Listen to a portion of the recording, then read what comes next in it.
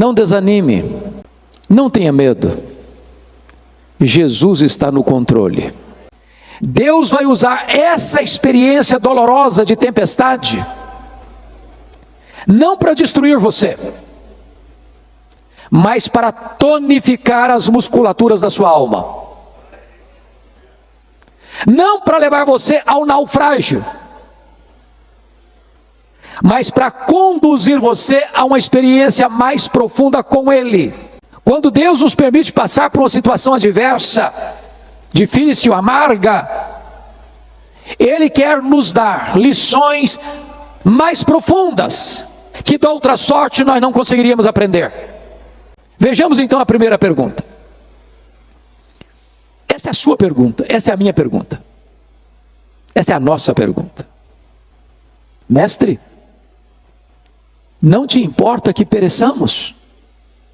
É a pergunta da angústia, é a pergunta da vulnerabilidade humana, é a pergunta das fraquezas humanas, é a pergunta de alguém que está enfrentando um problema e não sabe como resolvê-lo.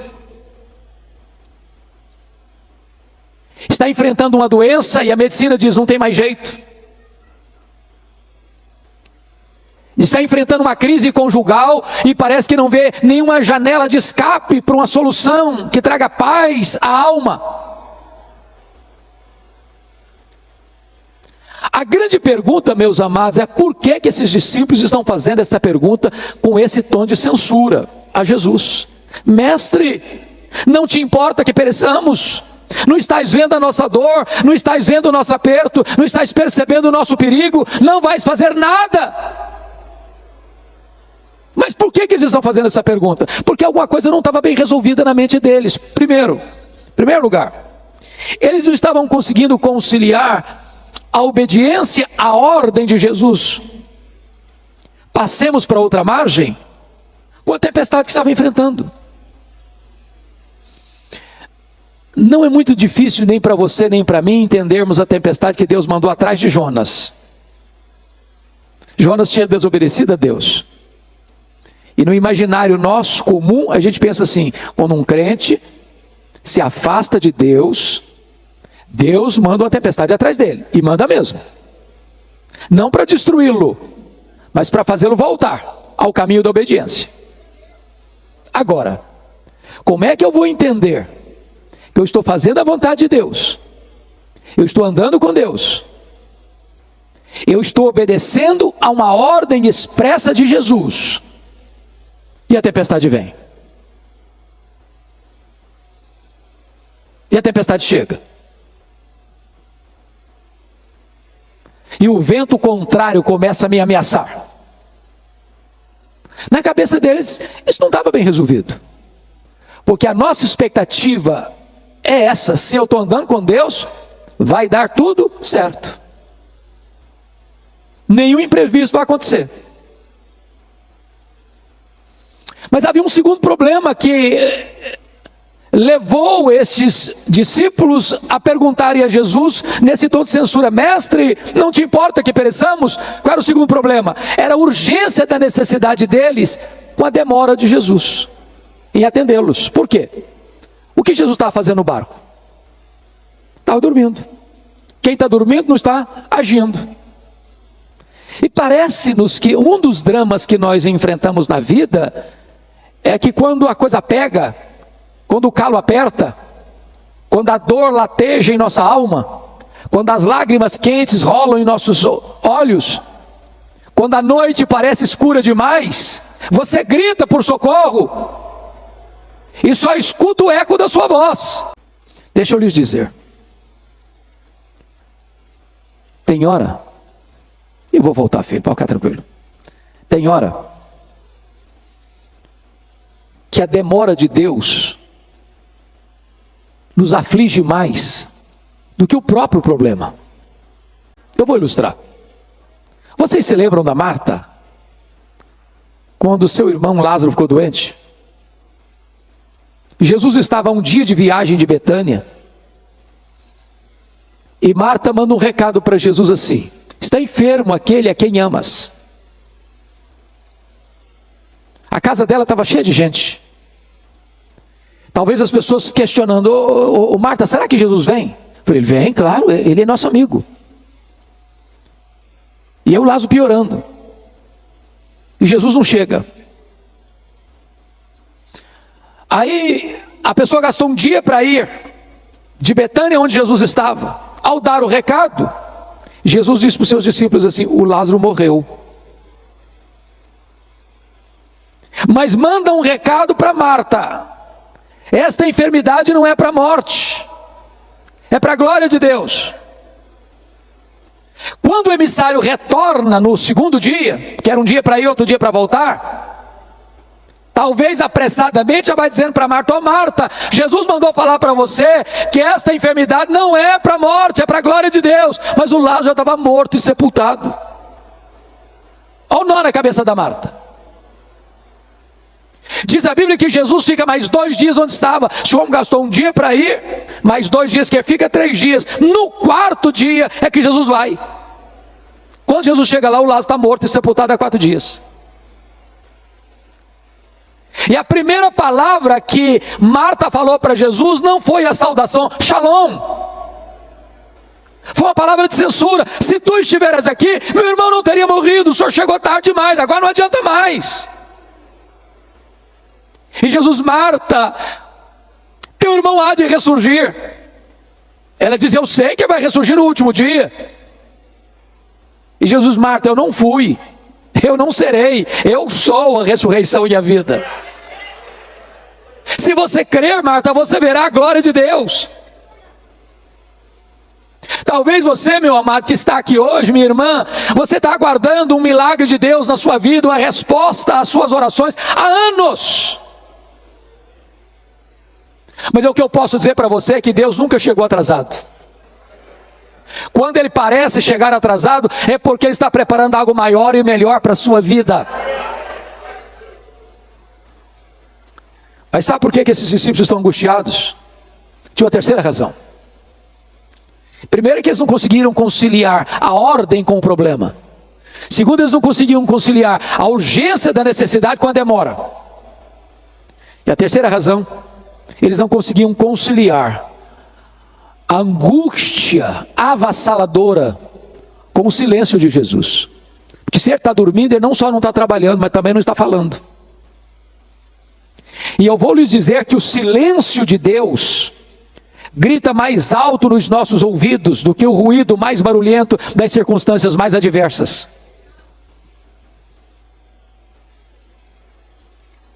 Quantos de nós, irmãos, nas noites mais escuras da alma, já gritou: socorro! E parece que a nossa voz ecoa no espaço e nenhuma resposta chega.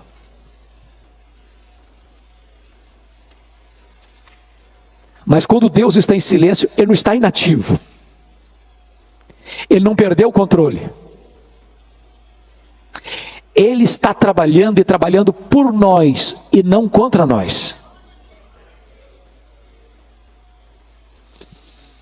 Pois bem, diz a Bíblia então que Jesus se levanta,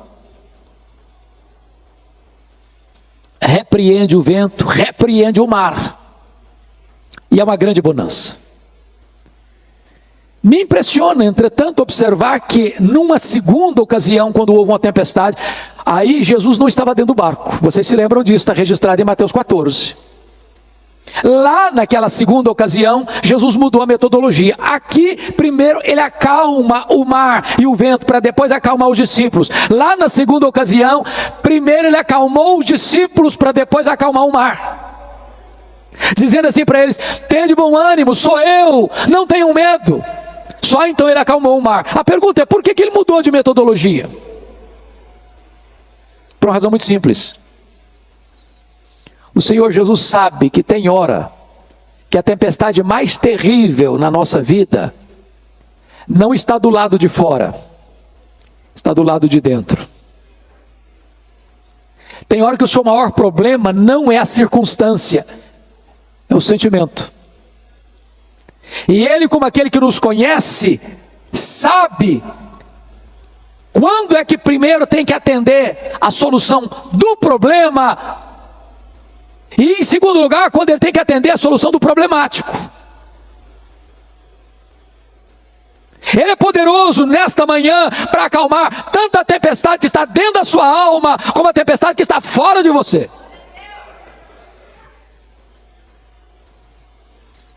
E depois que ele acalmou o mar, diz o texto no verso 40, que Jesus pergunta assim: por que sois assim tímidos? Como é que não tendes fé? Em outras palavras, por que vocês estão com medo? Agora, só convido você para se transportar para aquela circunstância, para aquela ocasião, e perguntar assim: se você estivesse lá dentro daquele barco, você estaria com medo? Ô, gente, eu fiz um único cruzeiro, um navio grande na vida. Fiz vários cruzeiros pequenos, mas grande, navio grande, uma vez só na vida. Saiu de Santos, foi para o interior do Rio de Janeiro. E eu prometi a mim mesmo nunca mais fazer outro cruzeiro na vida. Pegamos ondas de 5 metros. Foi um desespero. Todo mundo dentro do navio ficou com náuseas. Todo mundo. Você ia sair, você tinha que cambalear nos corredores e todo mundo vomitando nos corredores. Você não imagina o que é você começar uma viagem, o navio está todo mundo nauseado e você sabe que tem 8 horas pela frente. A única oração que eu fazia era essa: ó Deus, ou eu durmo ou eu morro. Agora imagine o que é um barquinho de pescador no meio do mar, já de noite, o mar furioso, moendo o barquinho, água entrando, a morte mostrando a carranca, a situação humanamente desgovernável. Você ficaria com medo? Aí Jesus pergunta assim: por que vocês estão com medo? Como é que vocês não têm fé? Mas por que eles deveriam estar com fé e não com medo? Bom, eu quero lhes dar 4 razões por que eles deveriam ter fé e não medo. Para ajudar a vocês na memorização, usarei um recurso mnemônico. As 4 razões para eles terem fé e não medo, começando com a letra P. Primeiro, eles deviam ter fé e não medo por causa da promessa de Jesus no verso 35. Passemos para outra margem. Se Jesus disse assim: passemos para outra margem, qual era o destino deles? A outra margem? Claro. Então vou lhe dizer algo sublime agora. Promessa de Jesus e realidade são a mesma coisa. Porque nenhuma das suas promessas cai por terra. Em todas as suas promessas nós temos o amém, o sim de Deus. Ele vela pela sua própria palavra em a cumprir. Você sabe por que você e eu ficamos com medo? É porque nós duvidamos que aquele que fez a promessa é fiel para cumpri-la. Segundo lugar, sabe por que eles deviam ter fé e não medo? Por causa da presença de Jesus com eles. Quem é Jesus? O Criador do mar, o Criador do vento, o Criador da terra, o Criador do céu, o Criador do universo. Agora eu pergunto a você: será que a criatura poderia ser maior que o Criador? Será que o mar poderia derrotar o Criador do mar? Aquele que criou todas as coisas estava dentro daquele barco. Aquele barco não podia afundar com o Criador do universo, o Filho de Deus. E Jesus prometeu para você e para mim o seguinte: eis que eu estou convosco todos os dias até a consumação dos séculos. Nós não vencemos porque somos fortes, nós vencemos porque o Todo-Poderoso está conosco. Terceiro lugar, sabe por que deviam ter fé e não medo? Primeiro, por causa da promessa. Segundo, por causa da presença. Terceiro, por causa da paz de Jesus. Eu pergunto a vocês: o que Jesus estava fazendo dentro daquele barco? Dormindo. Agora, tem uma pergunta importante a fazer. Ele sabia que a tempestade viria? É óbvio que sim, claro. E se sabia, por que dormiu? porque sabia que tudo estava sob controle. O que é paz? Paz não é ausência de tempestade. Paz é você saber que apesar da tempestade, tudo está sob controle. Não sob o seu controle, sob o controle de Jesus. Você pode ter paz no vale. Você pode ter paz na tempestade. Mesmo que as rédeas tenham saído das suas mãos, Deus continua com as mãos no leme da sua história. Quarto lugar, por que eles deviam ter fé e não medo? Primeiro, por causa da promessa. Segundo, por causa da presença. Terceiro, por causa da paz. Quarto, por causa do poder de Jesus. É maravilhoso você notar em Marcos que, propositadamente, Marcos reúne ao redor desta passagem 4 episódios que retratam o poder de Jesus. Primeiro nesta, onde ele tem poder sobre as leis da natureza, o vento escuta a sua voz, o mar obedece ao seu comando. Mas notem comigo que em seguida, capítulo 5, ele desembarca do outro lado, na região leste do lago, na região das montanhas de Golã, em território pagão, no território de Gadara, num despenhadeiro, dentro de um cemitério, de noite, quando entre os sepulcros tem um homem gritando, ferindo-se com pedras, louco, furioso, que ninguém podia prendê-lo com algemas.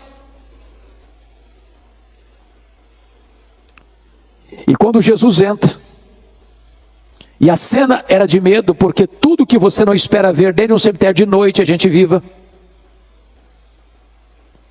E aquele homem se prostra diante de Jesus. E Jesus pergunta: qual é o teu nome? E ele respondeu: Legião, porque somos muitos. O que é uma legião? Uma legião é uma corporação romana de 6.000 soldados. Dentro de um único homem tinha 6.000 demônios, capaz de sair de um homem e entrar em 2.000 porcos, levando-os ao precipício e à morte.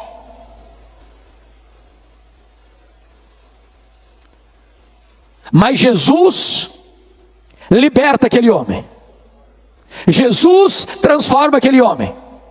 Jesus faz daquele homem um missionário, para provar uma coisa para nós: ele tem poder sobre as leis da natureza e ele tem poder sobre os demônios. Me impressiona, pastor Amarildo, nesse texto,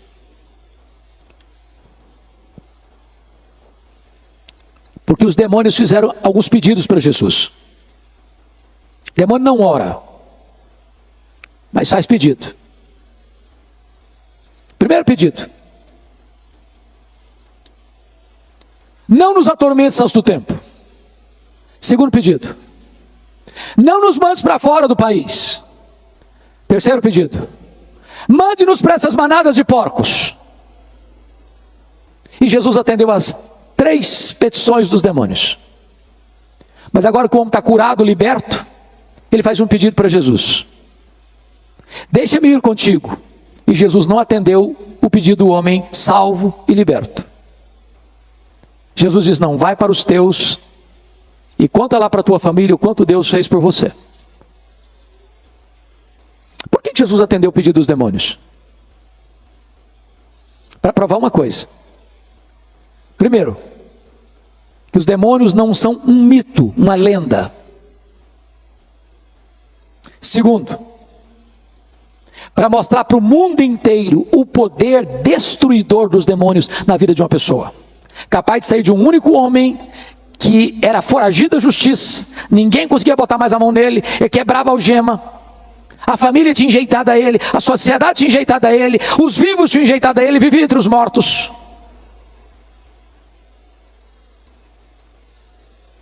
Para mostrar para o mundo que os demônios vêm para roubar, para matar e para destruir. Terceiro, por que Jesus atendeu o pedido dos demônios? para provar para o mundo inteiro os valores da sociedade mundana. Porque os gadarenos, ao chegarem e verem aquele homem liberto por causa dos porcos, expulsaram Jesus dali. É uma sociedade que ama mais os porcos do que pessoas. Quarto, sabe por que Jesus atendeu o pedido dos demônios? Para provar para o mundo inteiro que quem manda é Jesus. Os demônios ficam se Jesus permitir. Os demônios saem se Jesus mandar. Quem domina e tem poder sobre os demônios é Jesus. Quem tem as chaves da morte e do inferno é Jesus.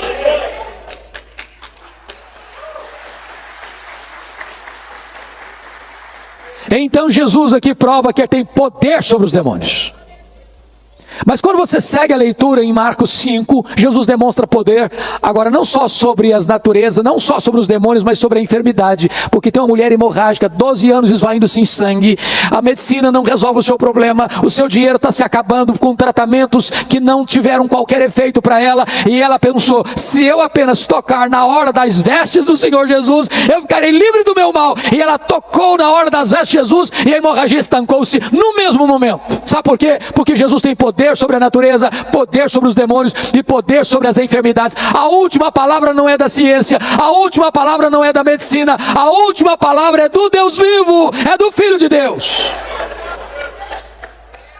Mas em seguida, no capítulo 5, Jesus está indo no meio da multidão, porque Lázaro, o chefe da sinagoga, rogou a Jesus, Senhor, vá comigo à minha casa, porque a minha filhinha única de 12 anos está muito doente, está à beira da morte. E Jesus caminha com ele. Quando chega alguém, diz, não incomodes mais o mestre, a tua filha acabou de morrer. O desespero, a dor, a angústia. Filha única. E Jesus olha para ele e diz, não temas, Jairo, crê somente.